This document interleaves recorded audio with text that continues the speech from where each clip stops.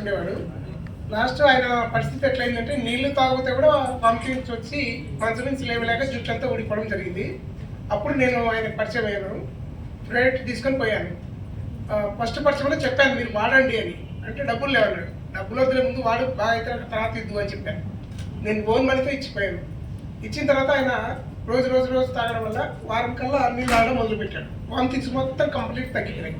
అక్కడి నుంచి స్టార్ట్ చేశాడు. ఇప్పుడు 3 months దాటి 4th month, 3 months 100 days దాటిన తర్వాత నేనే తీసుకెళ్ళి పాత రిపోర్ట్స్ను కొత్త రిపోర్ట్స్గా మళ్ళీ నేను చేయించి దగ్గర ఉండి రిజల్ట్ చూస్తే పాత రిపోర్ట్కు కొత్త రిపోర్ట్కు 50% తేడా వచ్చింది. అది ఈరోజు ఆయన అన్నం తింటున్నాడు, కీమోథెరపీ రేడియోథెరపీ తీసుకోవడం లేదు, బైక్ మీద తిరుగుతున్నాడు, 5 పూటలు నమాజ్ పోతున్నాడు. అంటే అంతకుముందు ఏం చేసేవాడు కదా ఆయన, దేవుడు అంటే నమ్మకమే లేదు. ఈరోజు 5 పూటలు నమాజ్ చేస్తున్నాడు. ఆయన నమాజ్ చేస్తూ తన water plant mineral water plant బ్రహ్మాండంగా నడుపుకుంటున్నాడు. ఇంకొక చిన్న విషయం సార్, మొన్న 31st రోజు బోన్ క్యాన్సర్ 3 years బ్యాక్లో వచ్చింది.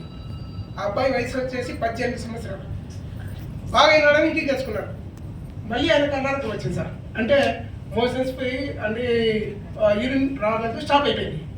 తీసుకెళ్ళి ఉదయానందలో జాయిన్ చేశారు. నంద్యాలలో ఫేమస్ హాస్పిటల్ సార్ ఉదయానంద, అంటే ex-MP వాళ్ళది ఇది.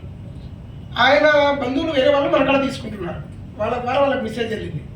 ఆయన కారు వేసుకొని పోయి నా కాడికి వచ్చి సాయంత్రం 6 గంటలప్పుడు ప్రైవేట్ తీసుకెళ్ళాడు.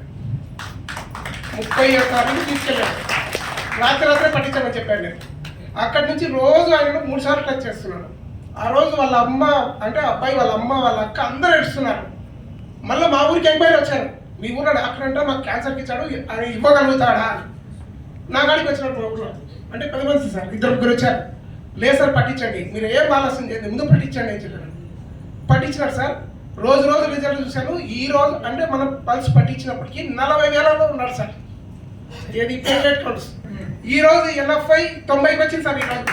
ఈరోజు నేను మెట్రోలో వస్తూ మాట్లాడాను సార్. ఆయన వాళ్ళ ఆనందం హద్దులేదు సార్. వాళ్ళ నాన్న వాళ్ళ అమ్మ అంటే ఆ అబ్బాయి వాళ్ళ అమ్మ వాళ్ళ నాన్న నవ్వుతూ మాట్లాడినాడు సార్. ఈరోజు నాకు 90,000 పెరిగింది కమల్ సార్ అని చెప్పారు. నాకు చాలా హ్యాపీగా అనిపించింది సార్. అంటే నా 30 ఏళ్ళ సర్వీస్లో నేను RMP డాక్టర్ ఉద్యోగం చేశాను, ప్లస్ మెడికల్లో ఎంతమందిగా ఇచ్చాను. కానీ నేను అప్పుడు నిజమైన వైద్యం అది అనుకున్నాను కాదు సార్. అది చాలా మందికి నేను ఇబ్బంది పెట్టిన అది వృత్తే. నిజమైన ట్రీట్మెంట్ అంటే ఇప్పుడు ఇండస్ట్రీ వల్లనే ఇస్తున్నాను సార్.